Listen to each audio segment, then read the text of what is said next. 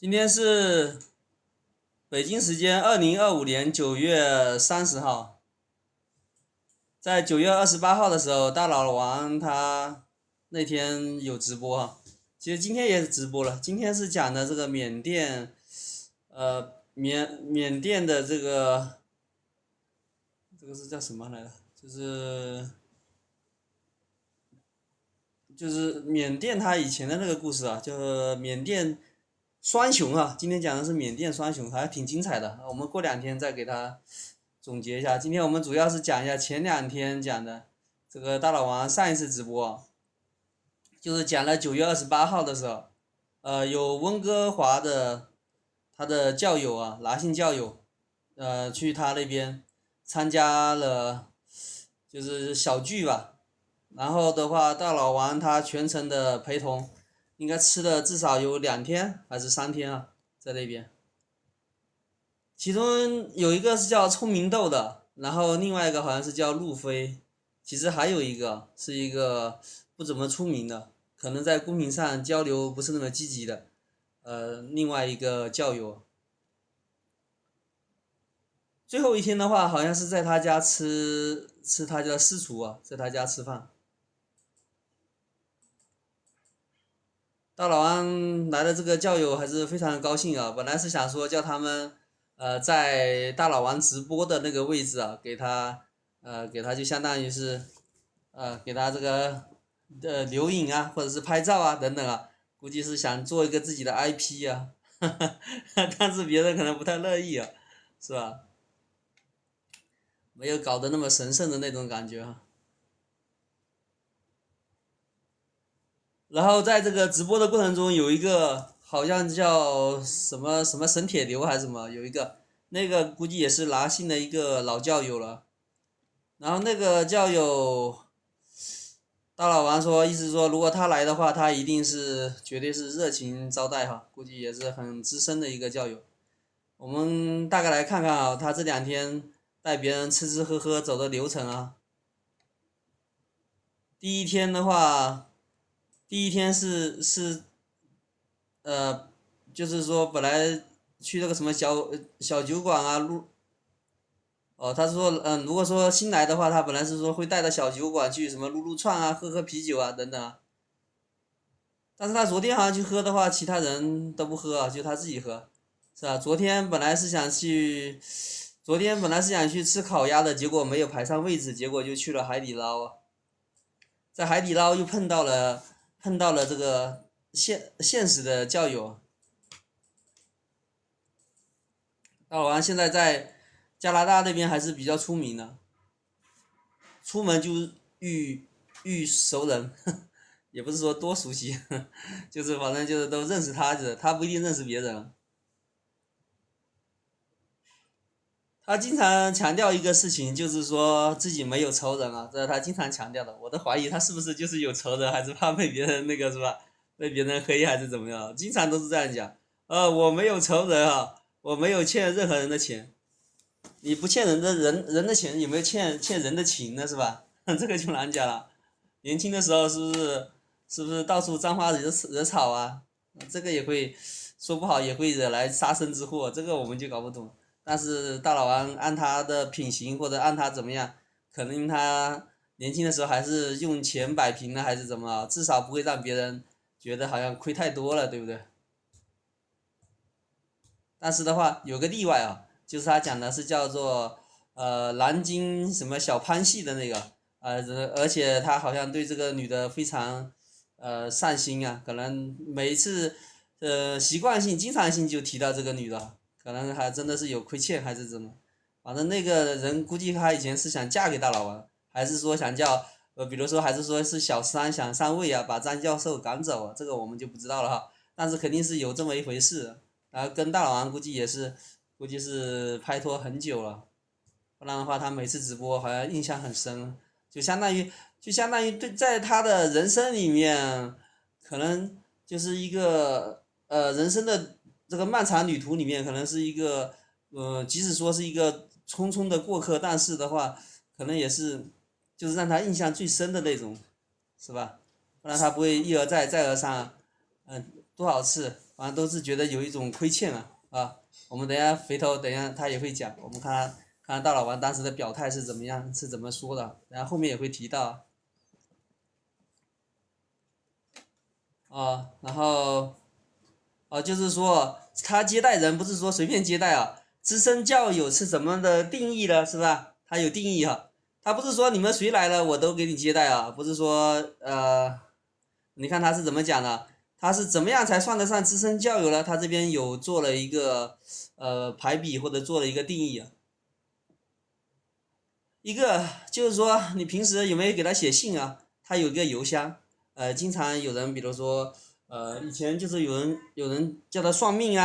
或者说是有一些什么事情就是人生的喜欢当人生导师是吧？经常你要给他在他有个邮箱，包括以前要算命的时候那是不是另外一个邮箱我不知道反正都是给他写信你要成为他的资深教友的话，其中一个是写信途径，还有一个就是说他在直播的时候你有没有打赏习惯性打赏之前的话有一个叫做什么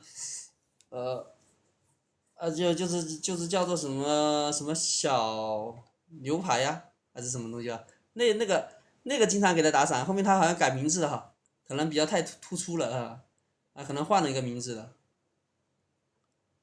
然后还有没有跟他聊过天等等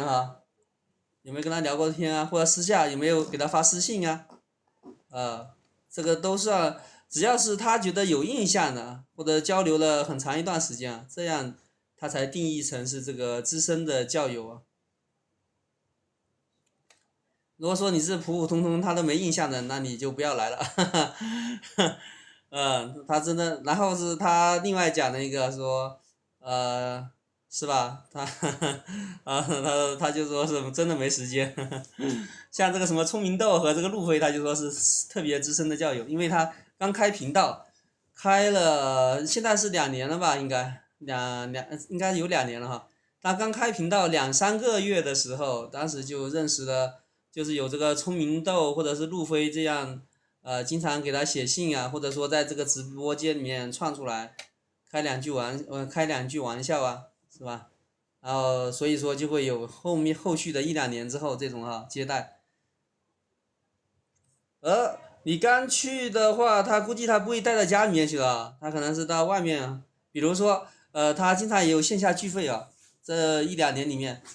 各个的美国的西部的还是哪里的各个城市，包括这个温哥华，他也参加线下的这种聚会比如说你线下见过了1、2次他看到你这个人呢或者怎么之类的然后至少要2次吧才会带到家里面去，而且他这个有钱人他想法也不太一样他当时还定了一个更夸张的规矩怎么成为大老王的朋友他讲前提的一个首先要有钱第一个就是他自己当时讲就是说首先要有钱是吧？这个富长良心，穷生奸计当时他就说了一个这个，不论是说他不是说想贪图你的钱，可能是怕你是吧看中他的钱可能是这个概念是吧？然后还有一个就是说他看得过去，比如说也不是说不是说那个普通什么看得过去，他就是觉得你这个人不会什么歪门邪道或者是什么，那个我不知道他怎么定义，反正他上次也有讲过，就怎么成为他的朋友，他也定义过。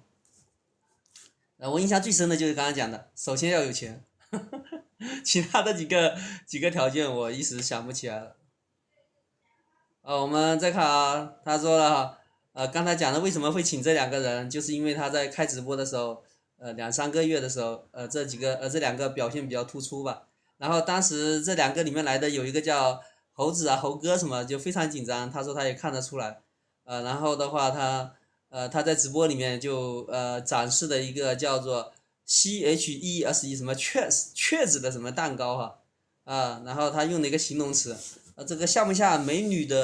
美少女的乳房为什么这样讲呢？他当时他那个讲的那个蛋糕，我们看他在拉在手上那个什么甩一下，就感觉很有弹性嘛就做了一个这个比喻。然后的话呢，他昨天那个海底捞他请的这个豆豆和猴子吃，然后他展示的这个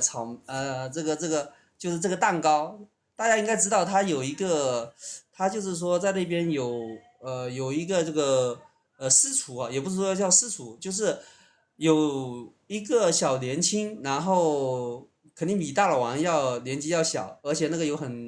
就是在5星级酒店啊，比如说在这个米其林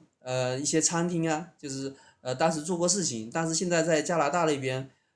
边生活嘛。然后的话，相当于自己创业还是什么意思？然后大老王给他带了一把哈，所以说那个人也懂得报恩嘛，是吧？然后比如说1个星期或者多久，大老王现在也给他带货。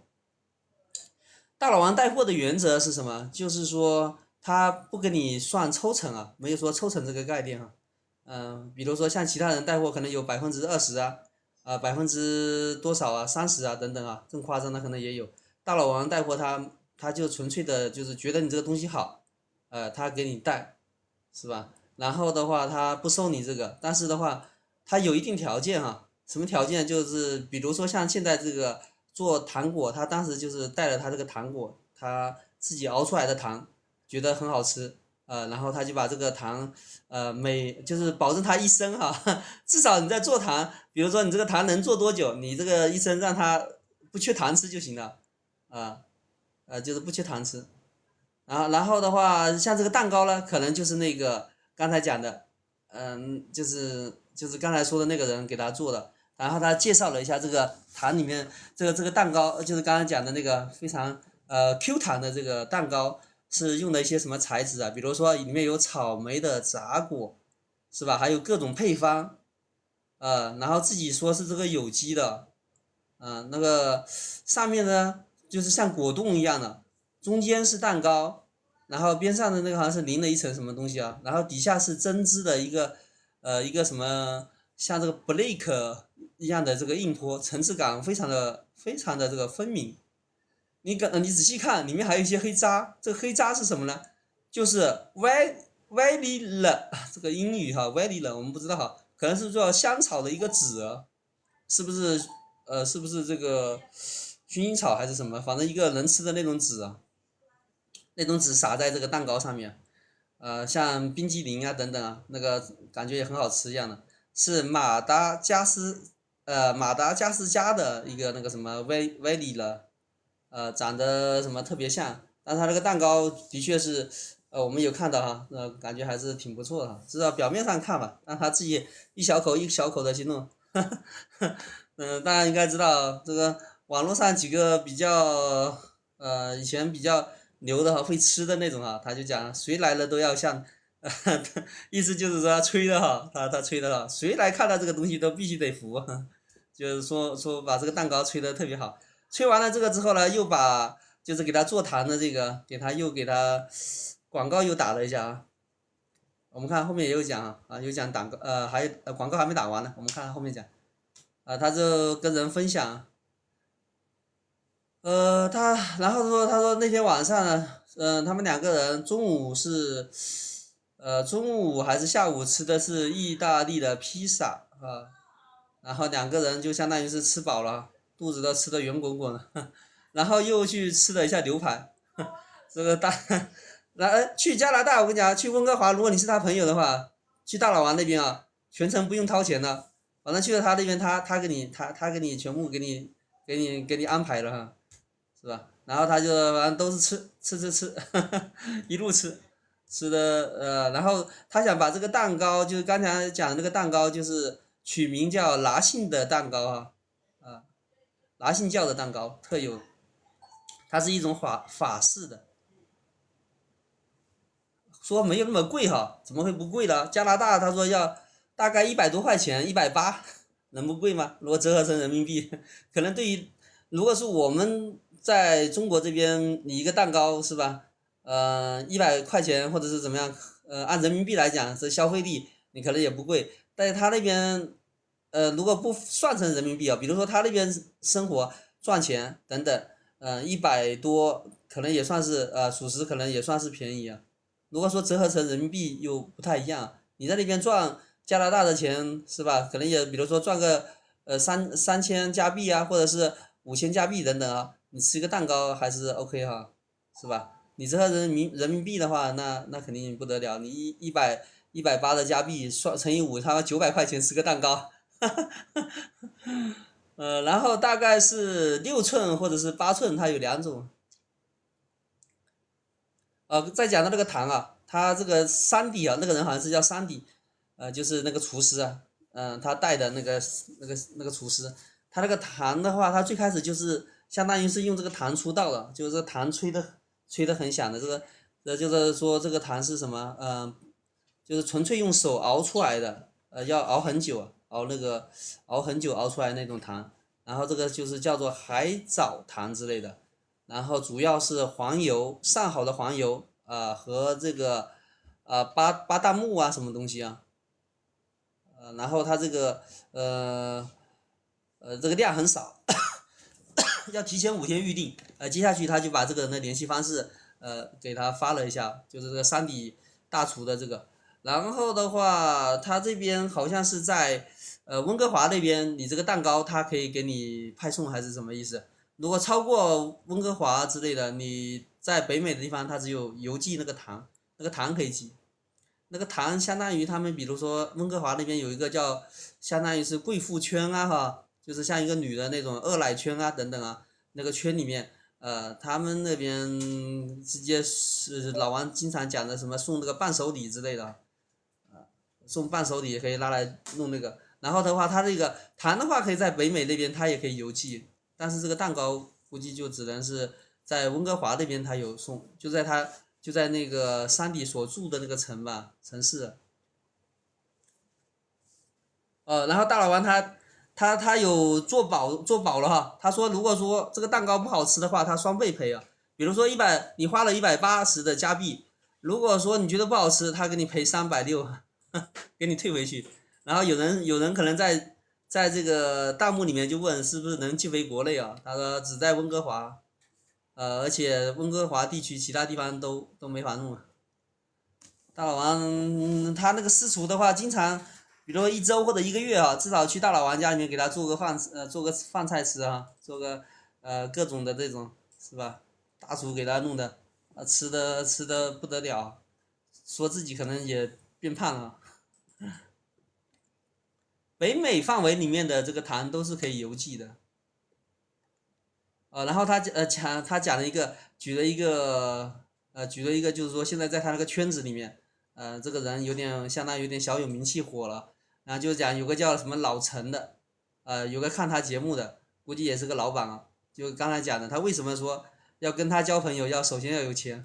因为他这个周边大家应该知道哈，估计都是有钱人。然后他就是说，在这个老陈的老婆他不认识这个大老王，然后的话，他通过这个温西啊，就是温哥华西部的一个叫大奶圈啊，二奶大奶是吧？一个聚会，然后吃到了这个山底的一个糖，然后就辗转问到了这个山底的联系方式，然后最后面呢，老陈就因为老陈知道啊，是不是？他一听他老婆说这个糖好或者是怎么吃的不错，他就知道可能是这个大老王有关系的那个，老陈就问这个大老王说，哎，那个卖糖是不是你小弟啊？这个大老王他说话有点那个突兀了哈，他一讲完小弟，马上就说，哎，是不是你小哥们？所以说虽然说是现在这个社会里面是吧，你现实里面他不是叫小弟，也类似于像小弟了，但这个人年纪可能也不小，可能比大老王比如说少个10岁啊，或者少个多少，大老王50岁，那个人可能也要将近40吧，反正年纪也不小吧，至少30多至少是肯定有。按照他当时的经历啊，比如说在哪个米其林待过啊，又到哪个米其林待过啊，等等啊，又在法国啊各个国家欧洲那边待过啊，等等，肯定他那个经历也不会说太少啊。然后像什么现在我们讲的在清朝的时候有一个叫做就是叫做那个大家有没有这个概念哈？就在清朝，比如说那个就是那个叫什么雍正啊，王朝或者是什么类似于演的这个片里面，大家不知道有没有印象？就是说，你看在那边有一个从小就在这个人家当奴仆的等等哈，等到这个雍正等等当皇帝之后，这些人他不是派到外面去是吧？派到外面去各个省或者是哪个地方就去当官啊等等，但是他一辈子都有这种，就是像的这种主奴的这种关系啊。但是你说在现实社会里面，现在这个虽然时代变了是吧？是不是？但是的话，这种观念是不是还有？你不要说其他的，你就是说在官场里面是不是都有这样的，对不对？有些人比如说把他司机啊，或者是把他的，就经常讲的有两个位置啊，一个是司机，一个是财务。有的大老王他强调就是说你要3年或者5年一换，但是有些人他可能就是把一些人派到哪些地方去做这个事情啊，成为他一个我们所谓的现在社会叫小弟。但是大老王他可能又不好意思，就是说有一点这种概念嘛，比如至少在西方这个生活久了，或者说有一点抵触这种啊，就讲说，哎，这是我的小哥们，立刻改嘴哈，是不是你的小哥们？就是刚才讲那个老陈说，哎，那是不是你的？肯定他问说，那是不是你小弟？但是大老王说，马上改嘴说，那是不是你的小哥们哈？哥们，有没有联系方式？给他一下，就是说他想订几磅的这个糖，他们加拿大那边是叫几磅嘛，我们这边一磅好像是9两嘛，然后的话是吧？呃，订这个几磅的糖，大老王说小意思啊，马上就把这个电话3弟的联系方式就给他了。那个老陈家里面也是不得了，他是开几星级酒店啊，是叫五星酒店，开五星酒店开餐厅的，所以说他这个边上的朋友非富即贵啊，是吧？然后开酒店开餐厅的，他这里面如果说他这个糖拿到那边是吧，就是拿来送人或者在这个圈子里面也是能挺有面的，因为这个糖的确好吃，然后含糖量还是什么意思，也是特别的少。好，我们刚刚啰啰嗦嗦讲完了，就讲了一下这个糖啊，还有我们再回到这个它主题就是讲今天他就是说跟这个去的这个男性的教友啊见面的这个事情，主角就是猴子跟豆豆，还有一个隐形的教众，那个叫神秘的资深教友啊，但是他估计说可能没有讲出他名字吧。别人既然要保持神秘，肯定还是啊，那个是什么级别，我们也就不知道了。然后他又强调了一个事情，他就最经常拿出来炫啊，就是把自己的现在这种状态啊，就是说能跟很多人打交道啊，老是喜欢跟那个翟三英比较。他经常就讲翟三英躲在一个什么见不得光的地方，那个背景也不知道是什么，也不知道是什么时间，也不能，就是什么都不敢暴露出来，是吧？就怕别人，怕别人到时候去找他麻烦。大家应该是知道他是不是，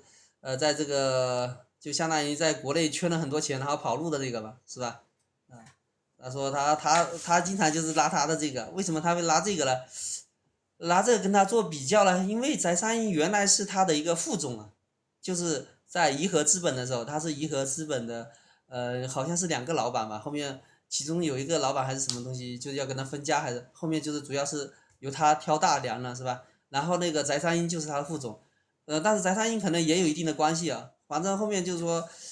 被指派到另外一个叫建银国际还是什么，到另外一个地方去做事了，但是他当他副总，大老王还是很感激啊，就是说，因为这个人，